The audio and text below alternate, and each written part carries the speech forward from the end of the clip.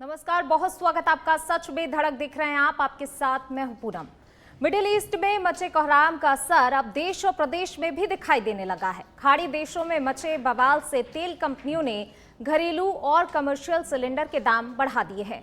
घरेलू रसोई gas cylinder के दाम में करीब 60 रुपए की बढ़ोतरी हुई है, जबकि कमर्शियल सिलेंडर लगभग 114 रुपए महंगा हो गया है। नए रेट लागू होने के बाद इसका असर जयपुर, जोधपुर और अजमेर सहित कई शहरों में दिखाई दे रहा है। गैस की कीमतें बढ़ने से जहां एक और आम परिवारों का घरेलू बजट प्रभावित होगा, तो वहीं होटल, रेस्टोरेंट और छोटे कारोबारियों की लागत भी बढ़ने की आशंका है। अब ऐसे में बड़ा सवाल यह है कि लगातार बढ़ती गैस कीमतों के बीच आम आदमी पर महंगाई का बोझ कब तक बढ़ता रहेगा। आज चर्चा करेंगे इसी पर।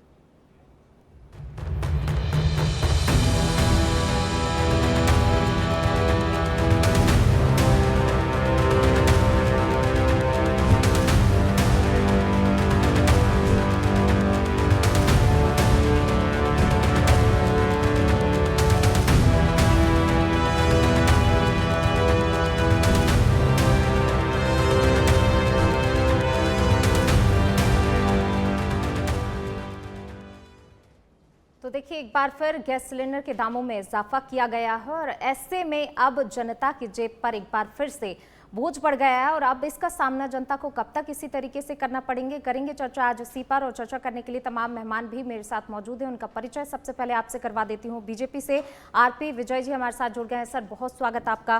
कांग्रेस से प्रतीक सिंह जी हमारे साथ जुड़ गए हैं, सर बहुत स्वागत आपका। और साथ ही राजनीतिक विश्लेषक देवेंद्र शास्त्री जी हमारे साथ जुड़ गए हैं। देवेंद्र जी बहुत स्वागत आपका। सबसे पहले आरपी विजय जी, आप ही का रुख करना चाहूंगी। देखिए, बीजेपी हमेशा जनता के हित की बात करती है, सबका साथ सबका विकास का नारा देकर चलती है, लेकिन ऐसा लग रहा है कि विकास सिर्फ महंगाई का हो रहा है, जनता का विकास कहीं पीछे छूट रहा है। महंगाई बहुत तेजी से विकास कर रही है। पूनम जी, सबसे पहले तो आपके सच बेधड़क के सभी दर्शकों को, आपको और मेरे को पैनलिस्ट को मेरा नमस्कार। आपने बात कही कि सबका साथ सबका विकास सबका विश्वास, ये हम बात करते हैं भारतीय जनता पार्टी। पर जो आज हमारी जो अगर प्राइसेस बढ़ी है, जो आप एलपीजी की जो प्राइसेस बढ़ी है, उसके पीछे रीजन आप सबको पता है कि मिडिल ईस्ट में जो इस समय जो युद्ध चल रहा है, उसकी वजह से हमारी सप्लाई चेन काफी चेंज मतलब तकलीफ में आ गई। और आपको स्ट्रेट ऑफ नॉर्थ जो हमारा जहां से माल आ रहा था, वहां पे उस तरीके से वारशिप चल रहे हैं, तो वारशिप की वजह से एक्चुअली हमारे शिप्स बाहर नहीं आ पा रहे। उस वजह से अगर सपोज करो आज की तारीख में हमको कहीं पर भी लॉन्ग टर्म, ये हमारे कॉन्ट्रैक्ट होते हैं सारे के सारे, अगर लॉन्ग टर्म कॉन्ट्रैक्ट में अगर थोड़ा सा भी बदलाव किया जाता तो उसमें प्राइस इंक्रीज ऑटोमेटिकली हो जाता है। एडोक आप कहीं से भी लेंगे तो डेफिनेटली, अगर अपना घर की भी बात करते हैं, अगर किसी चीज कारण अगर अपन को रेगुलर सप्लाई आ रही है और वो रेगुलर सप्लाई नहीं होती है और किसी कारण से अपन को अगर कुछ दूसरी व्यवस्था करनी पड़ती है तो उसमें कॉस्ट बढ़ी जाती है। तो इसके अंदर देखो, आपको ट्रांसपोर्टेशन की कॉस्ट भी है, इंश्योरेंस की कॉस्ट भी है, कई तरीके की कॉस्ट इसमें बढ़ गई, स्टोर प्राइसेस की कॉस्ट बढ़ गई।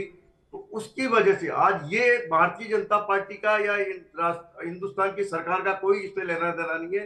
ये इंटरनेशनल डेवलपमेंट हुए हैं, उसकी वजह से कोई डिसीजन लेना पड़ा। तो हम ये चाहते हैं कि ये कम से कम हम बाहर जनता के ऊपर डालें। बट ये ऐसा होता है कि जैसे होता है ना कि अचानक ही कोई चीज हो जाए जिसके अंदर कंट्रोल किसी का भी नहीं हो, वो चीज हो चुकी है। तो उसकी वजह से हमको ये प्राइसेस बढ़ानी पड़ी है। और हम यूं ही अगर ये सप्लाई हमारी कंटिन्यू सही हो जाएगी और कंटिन्यू हो जाएगी, उसके बाद में ये हम विश्वास दिलाते हैं। आप इन मजबूरियों का हवाला दे रहे हैं, आप अंतर्राष्ट्रीय बाजार का हवाला दे रहे हैं, तो पहले से तैयारी क्यों नहीं की गई आखिरकार? आपको पता है, ये पहले किसी को पता था कि युद्ध होगा? इस तरीके से धीरे धीरे हालात तो आप भी देख रहे हैं, हम भी देख रहे हैं कि अंतर्राष्ट्रीय स्तर पर क्या हालात बने हुए हैं, तो तैयारियां तो की जाती है ना। अचानक तो ये सब नहीं हुआ है, आप देख रहे हैं, पूरी जनता देख रही है। पूनम जी सुनो मेरी बात, ये 2025 के अंदर जो हमारे 27 सप्लायर थे उनको बढ़ा करके हमने 40 सप्लायर किए हैं। ऐसा नहीं है कि हम नहीं कर रहे, हम तो 2025 से ही कर रहे हैं। 2026 में वार हुआ है।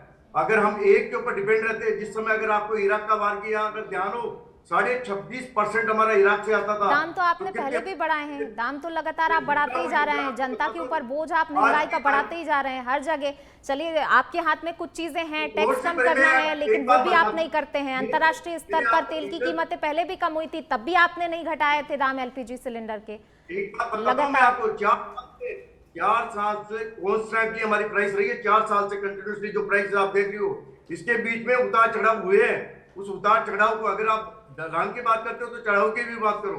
तो उस चक्कर में आम हमारा जनता ये था महंगाई से परेशान है। महंगाई सबसे बड़ी चिंता बन गई है आज की जनता की। आप भी देख रहे हैं, जनता को आप भी सुनते हैं। पब्लिक के साथ है, पब्लिक के साथ हो, और हम विश्वास दिलाते हैं जो ये हमारी ये सप्लाई चलिए चेन ठीक है, रेगुलर ठीक है प्रतीक जी, ठीक ठीक है आरती जी, आपको समय दिया। प्रतीक जी, आपके पास आना चाहूंगी। देखिए, बहुत सारे मुद्दे आप सदन के अंदर उठाते हैं, सरकार को हर तरफ से घेरने की, तमाम मुद्दों पर जो जनता से जुड़े हुए मुद्दे होते हैं घेरने की कोशिश करते हैं। इसको लेकर क्या कहेंगे? और जैसा कि आपने आरपी विजय जी को भी सुना, देखिए अंतर्राष्ट्रीय बाजार का हवाला वो दे रहे हैं, क्या इसके लिए पहले से कोई तैयारी अगर की जाती तो शायद आज इतनी महंगाई का बोझ जनता के ऊपर ना पड़ रहा होता? पूनम जी, सबसे पहले तो मैं एक ट्वीट आपके सामने बताना चाहूंगा। 24/6/2011 का ट्वीट है स्मृति ईरानी का। स्मृति ईरानी लिखती कि 50 rupees hike in LPG and they call themselves आम आदमी की सरकार। 50 रुपए जब बढ़े थे, जब 250 रुपए से सिलेंडर 300 रुपए का हुआ था, जब स्मृति ईरानी को आपने देखा था कि किस तरीके से सिलेंडर ले लेकर के गली गली घूम रही थी। अब ये कह रहे थे कि हमको पहले से पता नहीं था। मुझे लगता है तैयारी उस वहां भी नहीं की और तैयारी इस डिबेट की भी नहीं की। 9 फरवरी को हरदीप पुरी संसद में कहते हैं, और संसद में क्या कहा है वो भी बता देता हूं। India petroleum reserve can last 74 days in case of global turbulence. उन्होंने कहा है कोई भी ग्लोबल टर्बुलेंस के समय में हमारे पास में 74 दिन का रिजर्व है। युद्ध तो 7 दिन से चल रहा है, 7 दिन से, ये 74 दिन। उसके बाद में कह रहे थे कि 28 दिन का है। अब मुझे ये समझ में नहीं आता, 74 दिन का संसद में बोलते हैं, फिर बोलते हैं 28 दिन का हमारे पास रह गया, और 7 दिन में ही पैसे बढ़ा देते हैं। तो क्या सदन के अंदर भी इनके मंत्री, एब्स्टीन मंत्री, क्या झूठ बोलते हैं? क्या तैयारी नहीं थी वाक्य में इस ग्लोबल टर्बुलेंस के लिए, और सिर्फ लफबाजी चल रही थी? और इस लफबाजी का खामियाजा जनता क्यों भुगते आप मुझे बताइए। और ये तो घरेलू सिलेंडर के दाम 60 रुपए अभी बढ़े। 1 जनवरी को आपके एलपीजी का जो कमर्शियल सिलेंडर 1 जनवरी को बढ़े थे, 1 फरवरी को बढ़े थे, 1 मार्च को बढ़े थे, और अब 6 मार्च को बढ़ गए, 6 दिन के अंदर ही। तो ये मुझे ऐसा लगता है सिर्फ कोरी लफबाजी चल रही है। सदन के अंदर लफबाजी करते हैं, यहाँ डिबेट में आकर के लफबाजी करते हैं, तैयारी कुछ भी नहीं है। जनता को महंगाई के अंदर छोड़ दिया गया है, और या इसे कह सकते हैं कि आपदा में अवसर तलाशा जा रहा है। इसका बहाना लेके, युद्ध का बहाना लेकर के पैसे वसूल रही है सरकार जनता से। बिल्कुल प्रतीक जी, कहीं ना कहीं देखिए जिस तरीके से सरकार को घेर रहा है विपक्ष, सरकार को जवाब देना भी चाहिए कि अब आप आंकड़ों की बयानबाजी कर रहे थे आरपी विजय जी, जिस तरीके से आपने यहाँ पर आंकड़े प्रस्तुत किए, प्रतीक जी ने भी वो तमाम आंकड़े बताए और वो बयान भी बताए प्रतीक जी ने, जो आपके ही नेता दे रहे हैं कि आप किस तरीके से जनता को गुमराह कर रहे हैं। जी सुनो, प्रतीक जी के होश उठ जाएंगे जब मैं बात कर रहा हूँ।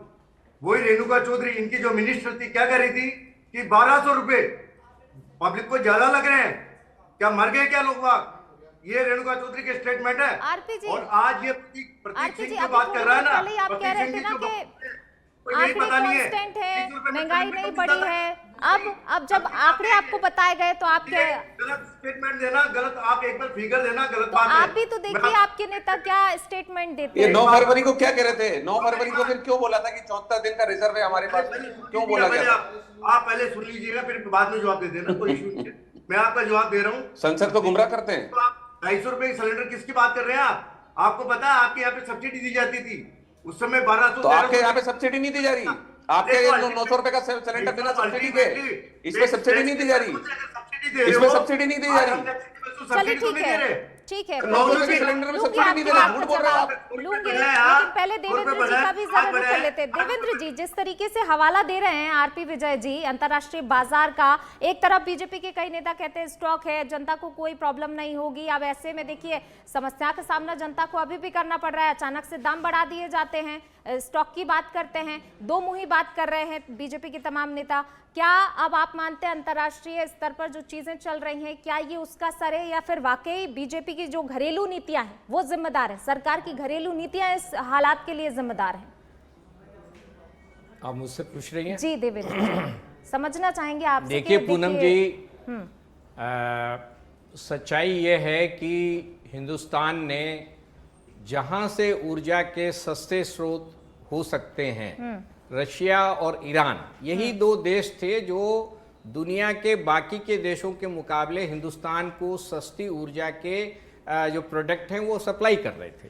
उन दोनों के ऊपर हमारा अब कोई लेना देना बचा नहीं है, वो सरकार ने मान लिया है। और इन अंतर्राष्ट्रीय दबाव के कारण मान लीजिए, अमेरिका के दबाव के कारण मान लीजिए, तो वो सोर्स बंद हो गया। सच्चाई ये है कि 90% एलपीजी की सप्लाई हमारी बाहर से हमको लेनी पड़ती है। हमारा तो मुश्किल से 8-9% ही हम लोग अपने रिफाइनरी से देश को पूर्ति कर पाते हैं। सारा का सारा हॉर्मुज ये हॉर्मुज के रास्ते आता है, जिसको ईरान ने 2 मार्च को बंद किया है। 2 मार्च से आज 7 तारीख हुए, 5 दिन हुए। 5 दिन के अंदर हमारी स्थिति जो है ये हो गई है कि अब सप्लाई पूरी हम नहीं कर सकते। ये तो सरकार भी मानती है, और ये तो एक्चुअल पोजीशन है कि 90% जब बाहर से आएगा और वो रोक दिया जाएगा तो निश्चित रूप से क्राइसिस पैदा होगा। अब ये जो सिचुएशन थी, ये इजराइल का जो अटैक हुआ ईरान के ऊपर, सरकार को जिस दिन पता चला उस दिन ये क्राइसिस का अंदाज होना चाहिए था। अगर हम अंतर्राष्ट्रीय रिलेशंस को ठीक से वॉच करते हैं कि ये सिचुएशन आने वाली है, तो कल 24 घंटे पहले ऊर्जा मंत्री ने ये स्टेटमेंट दिया कि हमारे पास ऊर्जा की कोई क्राइसिस नहीं है और हमने जो है उसकी व्यवस्था कर रखी है। दूसरा, उन्होंने ये भी कहा कि हमारा ऑस्ट्रेलिया और तमाम दूसरे देशों से इस पर बातचीत भी चल रही है, अगर कोई क्राइसिस हुआ तो हम दूसरे देशों से ये खरीद सकते हैं। तो अभी मैं समझता हूं कि ये हमारा थोड़ा सा मिसमैनेजमेंट है, वरना अभी कुछ दिन और देश को ये आत्मविश्वास दिलाने के लिए कि हम व्यवस्था ठीक कर सकते हैं और कंटिन्यू करना चाहिए था। 5 ही दिन में जब 60 रुपए आपने सिलेंडर पर बढ़ा दिया, तो अब पेट्रोल और डीजल पर भी इसका असर आप बहुत जल्दी देखेंगे। मैं समझता हूं कि सरकार को थोड़ी समझदारी से काम लेना चाहिए, जनता को विश्वास में लेकर के बताना चाहिए कि कीमतें बढ़ सकती हैं, हमारी ये पोजीशन है। लेकिन ये बोलना कि हमारे कोई क्राइसिस नहीं होने वाला है और 24 घंटे में आप कीमत बढ़ा दें, तो ये एक कॉन्फिडेंस टूटता है, जनता के अंदर आत्मविश्वास कमजोर पड़ता है कि ये सरकार हमारे इंटरेस्ट को वॉच कर सकती है कि नहीं कर सकती है। बिल्कुल। आरपी जी, आपके पास आना चाहूंगी। देखिए, सवाल 60 रुपए का नहीं है, सवाल उस भरोसे का है जो जनता आप पर करती है। जिस भरोसे के दम पर आप जीते, जनता के बीच गए, जनता ने आपको जिताया, अब उसी जनता के साथ आप ऐसा कर रहे हैं। इतना ज्यादा बोझ बढ़ाया जा रहा है, महंगाई तले बिल्कुल आप दबा दे रहे हैं, बातें कुछ करते हैं, आपकी कथनी करनी में अंतर हो जाता है। पूनम जी, एक बात आप समझो कि जब ये युद्ध होता है तो किसको कह करके नहीं होता है। दूसरी चीज जो हम बात कही, जनता को आपको समझाना होगा ना। सुनो मेरी बात सुनो, हमारे मिनिस्टर साहब ने कोई बात कही है तो बिल्कुल रीजनेबल बात करी है। उन्होंने कहा हमारे पास स्टॉक अभी हमारे पास अवेलेबल 7-8 वीक का है। जो कह रहे थे कि 25 दिन का है, मैं कहता हूँ 25 दिन का नहीं है, हमारे पास 52 से 55 दिन का हमारे पास स्टॉक है। तो फिर इतना एक साथ दाम बढ़ाकर क्यों जनता को आप मजबूर कर रहे हैं? आर्थिक बोझ इतना ज्यादा बढ़ा दे रहे हैं। अरे पूनम जी, अभी थोड़ी दिनों पहले 50 रुपए कम किए थे, तो इसलिए फिर बढ़ा दिए गए। बात आप वही तो है, इस हाथ से दे रहे हैं, अगर राहत तो दूसरे हाथ से छीन भी लेते हैं आप। इसके ऊपर अगर कोई चीज आने वाली है तो आने वाली चीज को रेगुलेट करने के लिए पैसा नहीं बढ़ाएंगे तो क्या करेंगे? फिर या तो आप सब्सिडी दे करके टैक्स के रुपए ले लो, वसूल लो उनसे पैसे। मैं तो एक चार्टर्ड अकाउंटेंट में जानता हूँ कि पैसा आएगा तो पैसा जाएगा। ये कोई सरकार में कोई तो फिर तब क्यों नहीं होता? जब अंतरराष्ट्रीय बाजार में तेल की कीमतों को कम किया जाता है तो फिर आप उस टाइम पे भी राहत नहीं पहुंचाते जनता को, तब आपकी जिम्मेदारी नहीं बनती आप टैक्स को कम कर दें? पूनम जी, 70% पूरे यूरोप के अंदर आऊंगी आपके पास। मेरी बात तो सुनो आप, जितने भी यूरोपियन कंट्रीज है 70% वहां पे फ्यूल की प्राइसेस बढ़ गई है, और हम हिंदुस्तान के अंदर जहाँ अभी 60 रुपए बढ़ाया है और वो परसेंटेज कितना होता है उसका आप चेक कीजिएगा। तो मैं कहता हूँ कि ये इंटरनेशनल मार्केट है, इंटरनेशनल मार्केट से रेटें चलती है, ये हमारे हाथ की बात नहीं है। कोई चीज हमारे हिंदुस्तान में पैदा हो रही होती और उसको हाकिम बढ़ा देते तो हम दोषी थे इसमें। आज अगर सपोज करो इस बर्डन को हम नहीं डालेंगे तो क्या होगा? हमारे डेवलपमेंट के काम रुकेंगे, हमारी सारी चीजें रुकी। तो हम ये चाहते हैं कि डेवलपमेंट भी चलता रहे और इतना वजन हमारी जनता के ऊपर नहीं पड़े जिससे कोई तकलीफ आए। और हम आज आपको विश्वास दिलाते हैं कि अगर ये प्राइसेज हमने बढ़ाई है तो प्राइसेज कम भी करेंगे, बट ये ऐसी चीज है जो हमारे हाथ में नहीं है। ये किसी के भी याद में नहीं है पूरे वर्ल्ड के अंदर। ये ठीक है ग्लोबल क्राइसिस है। देवेंद्र जी देखिए, आरपी जी को आपने सुना, कह रहे हैं कि अगर आज बढ़े हैं तो कल को हो सकता है कम कर दे, राहत पहुंचाई जाए। आपको लग रहा है ऐसा हो सकता है? और इन्होंने जो बात कही कि पहले 50 कम किए थे, यानी कि एक हाथ से आप राहत दो, दूसरे हाथ से छीन लो। जी मैं ये कह रहा हूं कि देखिए, जो समझदार सरकारें होती हैं वो कुशन रखती हैं। इंटरनेशनल क्राइसिस जब क्रिएट होता है या प्राइस का फ्लक्चुएशन होता है, उसके लिए जनता को उसके ऊपर असर न पड़े, दो तरह के कुशन तैयार किए जाते हैं। एक तो यह है कि आप स्टॉक इतना रखें कि क्राइसिस आए तो उस वक्त उस छोटे से पीरियड को आप उसका गैप भर सकें। दूसरा यह है कि सरकार सब्सिडाइज कर देती है। जब महंगा उसको लेना पड़ रहा है तो सरकार अपने रिजर्व से पैसे से सब्सिडाइज करके उसके ऊपर असर जनता पे नहीं जाने देती। एक तरफ तो सरकार कहती है हमारी माली हालत बहुत अच्छी है, हमारी इकोनॉमी बहुत तेजी से बढ़ रही है, हमारे रिजर्व बहुत पुख्ता हैं, और दूसरी तरफ आप दूसरे 4 दिन के अंदर आप टे बोल जाते हैं। ये क्या है? ये इतना कंट्राडिक्शन क्यों है सरकार के स्टेटमेंट्स में? मैं समझता हूं कि सरकार को थोड़ा सा धैर्य के साथ जनता को भी देना चाहिए। देखिए, रशिया से जब से तेल आया जनता को एक धेले का बेनिफिट नहीं मिला। मैं समझता हूं कि ये जो बेनिफिट अगर सस्ता रशिया से मिला, उसका हमको जनता को केवल खामियाजा मिला कि अमेरिका उससे नाराज हुआ और अमेरिका ने टैरिफ का नाटक किया, हमारे देश के ऊपर बहुत सारे और बंधन डाल दिए। तो ये फायदा जनता को नहीं मिला, लेकिन भारत के नाम से हमने रशिया से सस्ता तेल खरीदा और कुछ इंडिविजुअल्स को उसका बेनिफिट ले लिया। ये भी मैं समझता हूं कि सरकार को इस तरह की पॉलिसीज पे भी ध्यान देने की जरूरत है कि अगर आप सस्ता माल कहीं से ले रहे हैं तो जनता को दे, ताकि आप जवाबदेह बने। ठीक है देवेंद्र जी, आऊंगी आपके पास। प्रतीक जी बहुत देर से इंतजार कर रहे हैं। प्रतीक जी अपनी बात कंटिन्यू कीजिए। और जिस तरीके से अभी आरपी जी को आपने सुना, उन्होंने कहा कि ठीक है, हो सकता है आने वाले समय में राहत ये लोग दे दें। क्या आपको लग रहा है ऐसे में राहत मिल पाएगी आगे जनता को, जो हालात अभी बने हुए हैं?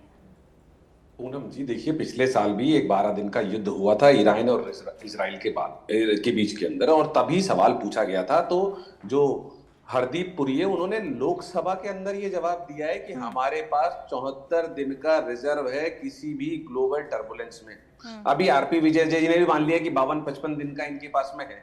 तो वो जो गैस है जो वो सस्ते में खरीदी गई है, तो फिर क्यों उसके दाम बढ़ा करके जनता को, भाई आगे आने वाले समय में अगर हम महंगा खरीदेंगे तब आप भले ही वसूल लीजिएगा, लेकिन जिसका आपके पास में सस्ते दामों पे रिजर्व कर रखा है आपने, उसको क्यों महंगे दामों पे बेचा जा रहा है? ये तो हुई पहली बात। दूसरी, अभी पेट्रोल डीजल की और बात हुई थी, तो मैं आपको बता दूं 2013 के अंदर $147 पर बैरल था क्रूड ऑयल, और तब हमें पेट्रोल कितने में मिलता था?